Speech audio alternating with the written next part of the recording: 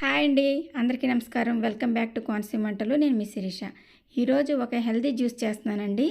ఇది ఏ విధంగా చేస్తాననేది మీకు ఈరోజు చూపించబోతున్నాను. ఈ జ్యూస్కి నేను ఏమేమి ఉపయోగిస్తాననేది ఈరోజు మీకు చూపిస్తానండి. ఒక టమాటా, అలాగే ఒక యాపిల్, కొంచెం సొరకాయ ముక్క, 2-3 క్యారెట్లు, ఒక బీట్రూట్, ఇవన్నీ తీసుకుని పై పొట్టు చెక్కేయాలండి. చెక్కేసిన తర్వాత కొద్దిసేపు ఉప్పు నీళ్ళల్లో ఉంచి ఇలా ముక్కల కింద కట్ చేసుకుని ఈ జ్యూసర్లో వేసేసుకోవాలండి. అలాగే అల్లం కూడా వేసుకోవాలండి. అల్లం వేసుకుంటే పైచిమ్ అనేది రాదనమాట.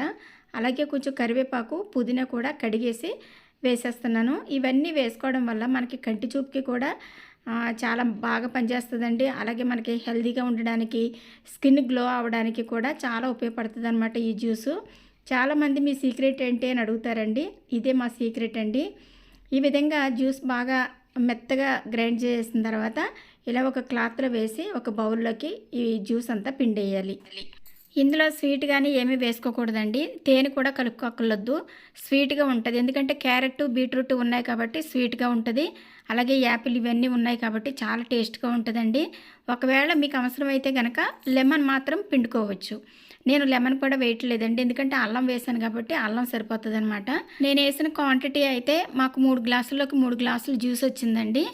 ఇది మాకు ముగ్గురికి అనమాట. మా వారికి, మా బాబుకి, నాకు కరెక్ట్గా సరిపోతుంది. మీరు కూడా 3 గ్లాసులు జ్యూస్ అవ్వాలంటే ఇదే క్వాంటిటీ వేసుకుంటే మాత్రం సరిపోతుంది. మా వారు హెల్తీగా ఉండడానికి, నేను హెల్తీగా చక్కగా చలాకీగా పని చేసుకోవడానికి నాకు ఇదే కారణం అండి. అలాగే మా పిల్లలకి కూడా ఇస్తానన్నమాట. మా బాబు, మేము ముగ్గురు తాగుతాము. మా అమ్మాయిలు మా దగ్గర ఉండగా మా అమ్మాయిలు కూడా తాగేవారు. స్కిన్ గ్లో ఉంటుందండి. ఆడపిల్లలకైతే చాలా అందంగా కనిపిస్తారనమాట. ఇది పచ్చి వెజిటేబుల్ జ్యూస్ కాబట్టి ఎర్లీ మార్నింగ్ తాగాలి. అంటే మనం వాటర్ తాగిన తర్వాత ఈ జ్యూస్ తాగాలన్నమాట. ఈ జ్యూస్ తాగిన తర్వాత ఒక అరగంట వరకు మేము అసలు ఏమీ తినమండి. అరగంట తర్వాత ఏదైనా బ్రేక్ఫాస్ట్ అలాంటివి ఏమైనా తీసుకోవచ్చు. ఎంత హెల్దీ అనుకుంటున్నారు? చాలా హెల్దీ అండి. ఒకసారి మీరు ట్రై చేయండి. ఈ జ్యూస్ పిండేసిన తర్వాత పిప్పు వస్తుంది కదండి. ఆ పిప్పు కూడా మేము ఏం వేస్ట్ చేయము, పడేయమన్నమాట. ఇది మొక్కలకి ఎరువు కింద కూడా వాడుకోవచ్చండి.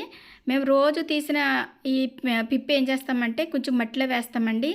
వేసి మళ్ళీ దానిపైన కొంచెం మట్టి వేసేస్తామన్నమాట. ఇలాగ రోజు చేస్తామండి. కొంచెం కొంచెం మట్టి, అలాగే కొంచెం పిప్పు అలా వేసేస్తుంటే మనకి ఒక కుండీ నిండా ఎరువు కింద తయారవుతుంది. అదంతా ఎరువు కింద తయారైన తర్వాత తీసి మళ్ళీ మనం మొక్కలకు వేసుకోవచ్చు అనమాట.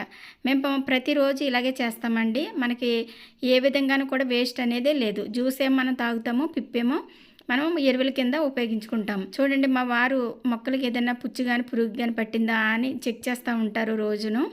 ఏదైనా పురుగు ఏదైనా ఆకులు తినేస్తున్నట్టు కానీ తెలుస్తూ ఉంటుంది కదా, అటువంటివన్నీ తీసేయడం అలా చేస్తారనమాట. మా వారికి